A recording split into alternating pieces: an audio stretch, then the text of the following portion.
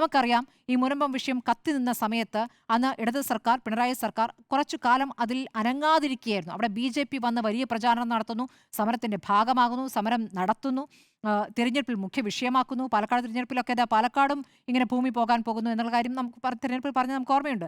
അങ്ങനെ രാഷ്ട്രീയമായി ഇത് മുതലെടുപ്പിനുള്ള ശ്രമം നടത്തുന്നു. രണ്ട് വിഭാഗങ്ങൾ, ക്രിസ്ത്യൻ വിഭാഗവും മുസ്ലിം വിഭാഗവും ഉണ്ടാകുമ്പോൾ രണ്ട് വിഭാഗങ്ങൾക്കിടയിൽ ഭിന്നിപ്പുണ്ടാക്കാനുള്ള ശ്രമം കൃത്യമായും ആ നിലയ്ക്ക് BJP എന്ന രാഷ്ട്രീയ പാർട്ടി എടുത്തിരുന്നു.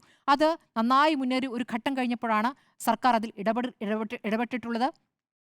ആ ഒരു ഘട്ടം വന്നപ്പോഴാണ് ലീഗിന് ഒരു നിലപാടെടുക്കേണ്ടി വന്നത്. ലീഗിന് വഖഫ് ബോർഡ് വഖഫ് ഭൂമിയല്ല എന്ന് പരസ്യമായി പറയാൻ പറ്റാത്ത പ്രായോഗികമായ ബുദ്ധിമുട്ട് അവരെ സംബന്ധിച്ചിട്ടുണ്ട്. പക്ഷേ ഒരാളും അവിടെ നിന്ന് കുടിയൊഴിക്കപ്പെടില്ല എന്ന ഉറപ്പ് അന്ന് ലത്തീൻ സഭയെ തങ്ങളടക്കമുള്ളവർ, കുഞ്ഞാലിക്കുട്ടി അടക്കമുള്ളവർ ചെന്ന് കണ്ടുകൊണ്ട് പറഞ്ഞിരുന്നതാണ്. ഇത് വഖഫ് ഭൂമിയല്ല എന്നൊരു രാഷ്ട്രീയ പ്രതികരണം അന്ന് നടത്തിയത് അന്നത്തെ രാഷ്ട്രീയ പ്രതിപക്ഷ നേതാവായിരുന്ന VD സതീശനാണ്. അദ്ദേഹം മാത്രമാണ് അത് വഖഫ് ഭൂമിയല്ല എന്ന് പറഞ്ഞത്. അതിനോട് പ്രതികരിക്കാൻ അന്ന് ലീഗ് പോലും ബുദ്ധിമുട്ടിയ കാര്യം നമ്മൾ അന്ന് ചർച്ച ചെയ്തിട്ടുള്ള കാര്യമാണ്.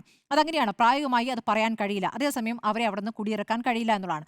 ഇന്നിപ്പോൾ ഈ വിഷയത്തിൽ സമരസമിതിയോട് പ്രതികരണം ആരായുമ്പോൾ അവർ പറയുന്നത് ഈ വഖഫ് ബോർഡ് പിരിച്ചുവിടണമെന്നാണ്.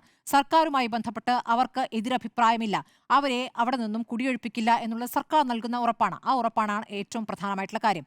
ഇനി ഈ പറയുന്ന പാരിയത്ത് കാവിലേക്ക് പോയാലും സമാനമായ സാഹചര്യങ്ങളുണ്ട്. അവിടെ വർഷങ്ങളായി താമസിക്കുന്നവരാണ്, ഈ തലമുറകളായി താമസിച്ചു വന്ന ആളുകളാണ്. പക്ഷേ അത് സ്വകാര്യ ഭൂമിയുമായി ബന്ധപ്പെട്ട അല്ലെങ്കിൽ സ്വകാര്യ വ്യക്തി നൽകിയ കേസാണ്, സിവിൽ കേസാണ്. അതിൽ ഇടപെടാൻ കഴിയില്ല എന്നാണ് അന്ന് പിണറായി സർക്കാർ പറഞ്ഞത്. അന്നും അവിടെ അഭിഭാഷക കമ്മീഷൻ പോയിട്ടുണ്ട്, പോലീസ് വന്നിട്ടുണ്ട്, അവിടെ ഉന്തും തള്ളും ഉണ്ടായിട്ടുണ്ട്, സംഘർഷമുണ്ടായിട്ടുണ്ട്. നമ്മൾ അരമണിക്കൂറോളം ആ പ്രതിഷേധം മാത്രമായി വാർത്തകൾ കൊടുത്തിട്ടുണ്ട്.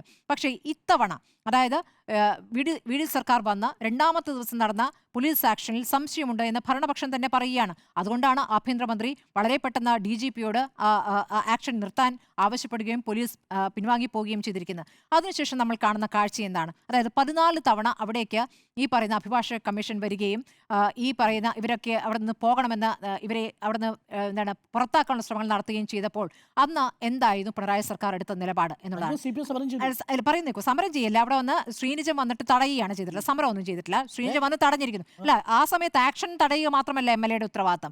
ഇതിലൊരു നിലപാടെടുക്കുക എന്നുള്ളതാണ്, സർക്കാരിനെ കൂടെ അതിലൊരു തീരുമാനം എടുപ്പിക്കുക എന്നുള്ളതാണ്. അതല്ലെങ്കിൽ പറയട്ടെ, ഞാൻ പൂർത്തിയാക്കട്ടെ. അല്ലെങ്കിൽ ചെയ്യേണ്ടത് ഇവരെ പുനരധിവസിപ്പിക്കുകയാണ്. അത് ചെയ്തിട്ടില്ല. കാരണം നമുക്കറിയാം, ഈ പറയുന്ന പെരുമ്പാവൂർ മുൻസിഫ് കോടതി മുതൽ സുപ്രീം കോടതി വരെ ഈ സ്വകാര്യ വ്യക്തിയെ നൽകിയ അന്യായത്തിനൊപ്പമാണ്. കാരണം രേഖകൾ അദ്ദേഹത്തിന്റെ പക്കലുണ്ട്.